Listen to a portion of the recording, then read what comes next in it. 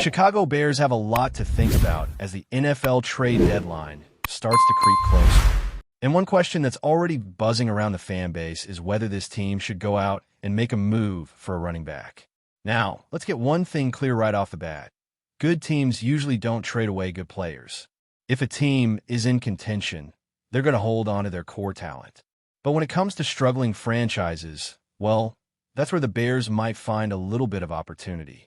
A few names are floating around already, and while none of them are blockbuster superstars, there are definitely some intriguing options. Guys like Breece Hall, Alvin Kamara, Ramondre Stevenson, and Tyler Allgeier. These are backs who could realistically be moved if their teams decide to sell. For instance, Hall had a massive week one, but hasn't really replicated that impact since. The Jets aren't off to a great start either, and if they continue to slide, a move like that could become a lot more feasible. Same with the Dolphins. If they keep losing, would they be willing to shake things up? And Kamara? Well, he's made it clear he wants to finish his career in New Orleans, but that doesn't mean circumstances couldn't shift. The NFL changes fast. Stevenson is a bit of a wild card.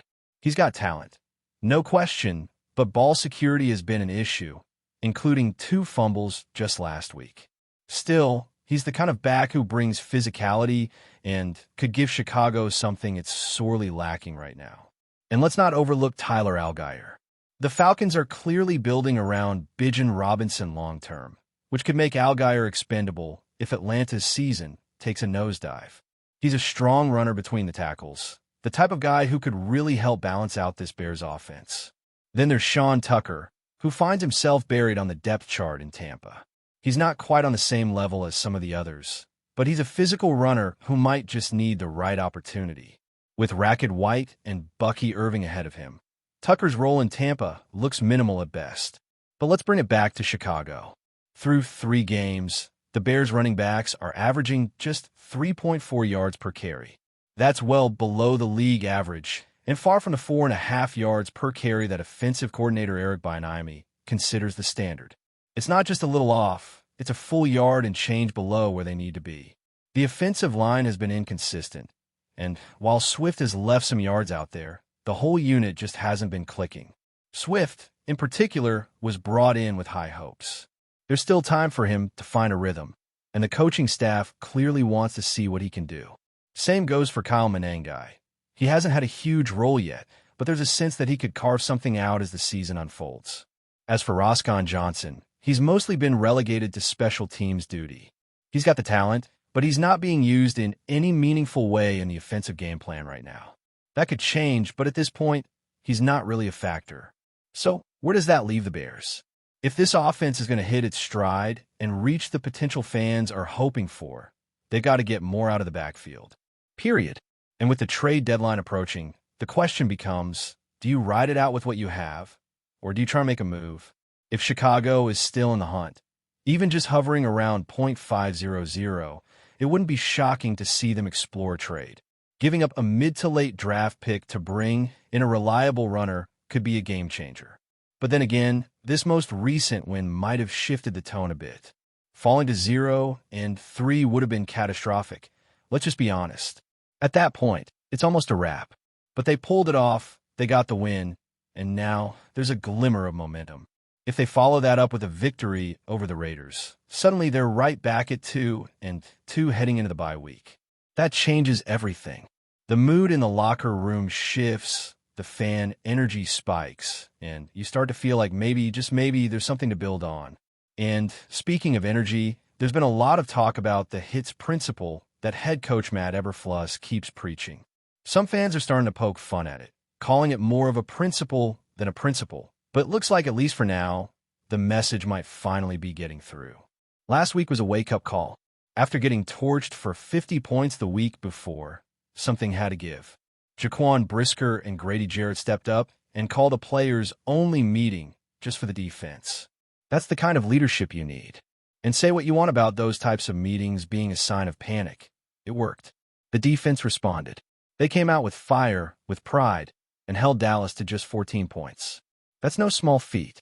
Now, as the team tries to stack wins, there are still some question marks, especially in the secondary.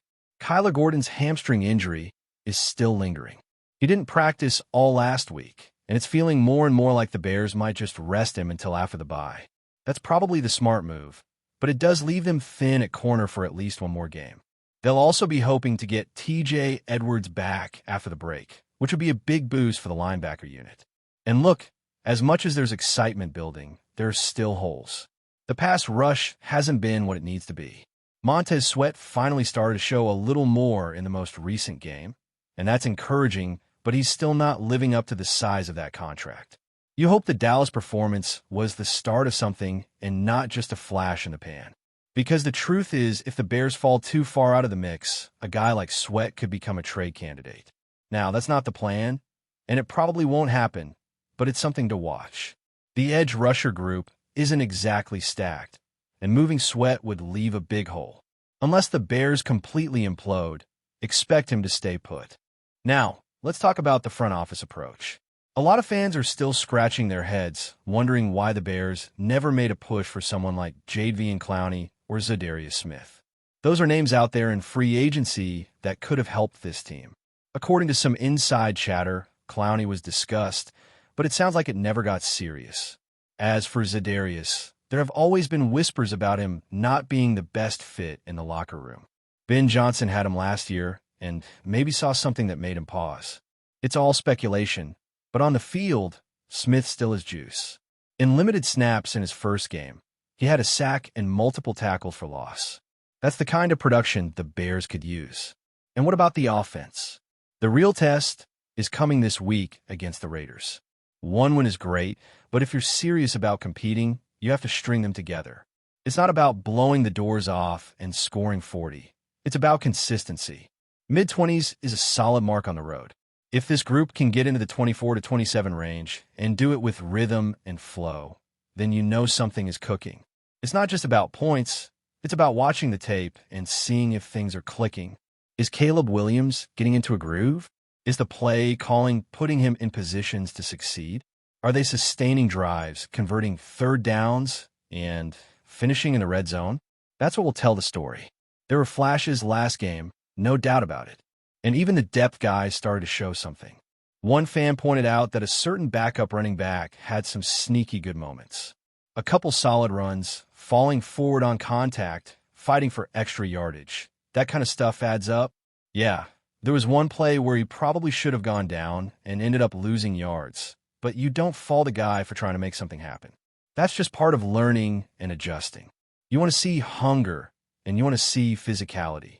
Those traits matter more than just raw stats. What makes this next game even more critical is the timing. Heading into the bye week with a 2-2 record completely changes the tone of the season. That's momentum. That's hope. That's breathing room. But if the Bears fall short against the Raiders and go into the break sitting at 1-3, then we're right back to frustration and uncertainty. Every mistake becomes magnified. Every weakness feels more exposed. That's why this upcoming matchup could serve as a turning point, not just in the standings, but in the team's identity. It's not just about whether or not they can score points.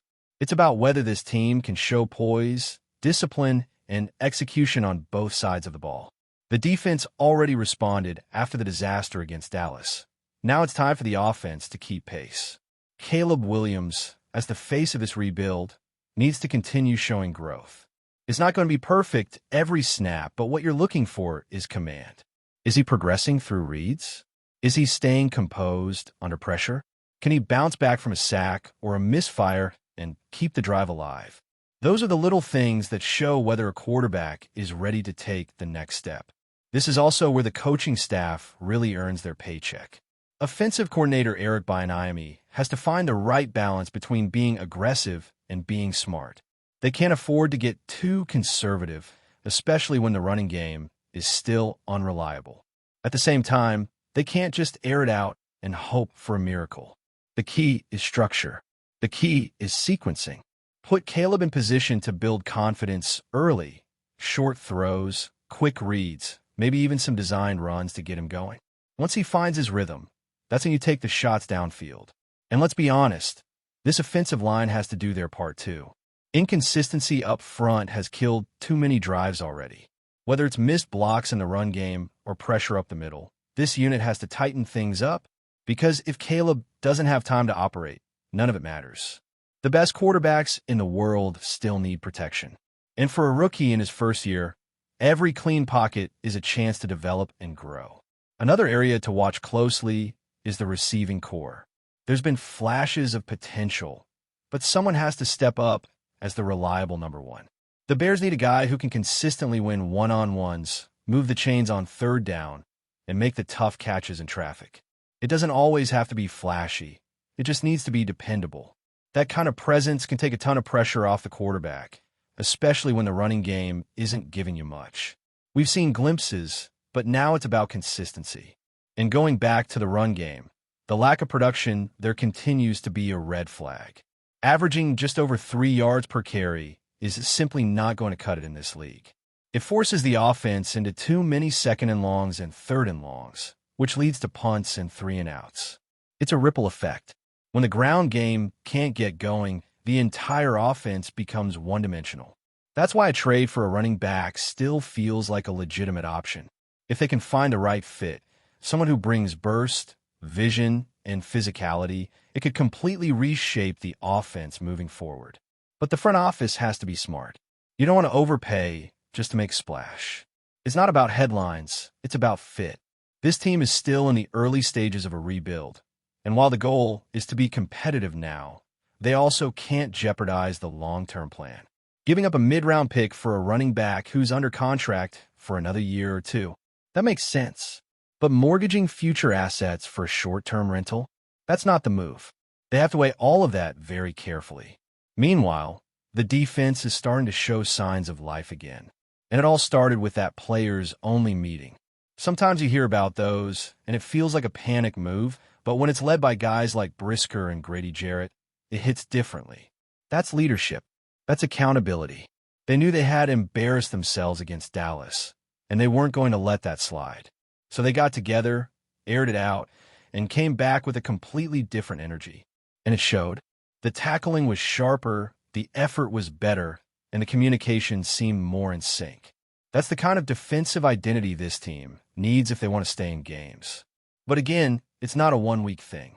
The challenge is now sustaining that energy. The Raiders might not be elite, but they've got talent, especially on offense. The Bears can't afford to take a step back. They've got to fly to the ball, win at the line of scrimmage, and keep forcing pressure. And if the secondary can hold up, even without Kyler Gordon, then this defense can actually be a strength instead of a liability. Before we continue, don't forget to subscribe to our channel and give this video a like. Your support helps us keep bringing you the latest updates on our Chicago Bears. And don't be shy. Drop your thoughts on the news in the comments below. In a move that has sent shockwaves across the NFL landscape, the Chicago Bears have reportedly made a jaw-dropping announcement. Josh Allen, the dynamic quarterback of the Buffalo Bills, is allegedly heading to Chicago. While official confirmations remain scarce, sources close to the situation hint that the Bears are ready to make a bold splash in the quarterback market, potentially reshaping the entire NFC North division. Fans and analysts alike are struggling to wrap their heads around the implications. Josh Allen, known for his cannon-like arm and electrifying mobility, has been the cornerstone of the Bills' offense for years, leading them to multiple playoff appearances and cementing himself as one of the league's elite quarterbacks. The thought of him donning navy and orange, rather than the familiar red, white, and blue of Buffalo, has sparked endless debates on social media and sports talk shows nationwide. Rumors suggest that the Bears are pulling out all the stops to construct an offense tailored around Allen's strengths. Sources speculate that key acquisitions and draft strategies could be on the table to support a high-powered passing game, potentially revitalizing a franchise that has struggled to find consistent success in recent years. The prospect of Allen lining up behind a revamped Bears offensive line, flanked by playmakers in the receiving core, has fans buzzing with anticipation and disbelief. Some insiders caution that negotiations are delicate and complex, pointing out that contracts of this magnitude involve intricate financial and strategic considerations. Yet the mere whisper of Josh Allen to Chicago is enough to dominate headlines and ignite fevered speculation. Could this be the Bears' long-awaited push toward championship contention? Or is it just another tantalizing rumor designed to unsettle the rest of the league? Regardless of the outcome, one thing is clear. The NFL universe is watching closely.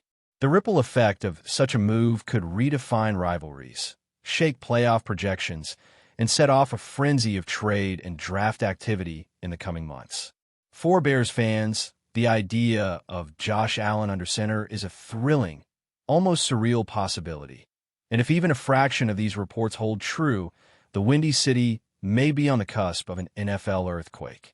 That's it for this update. If you enjoyed the video and want to stay updated with exclusive news about our Chicago Bears, be sure to subscribe to our channel and hit that like button. We can't wait to hear your thoughts in the comments. See you in the next video.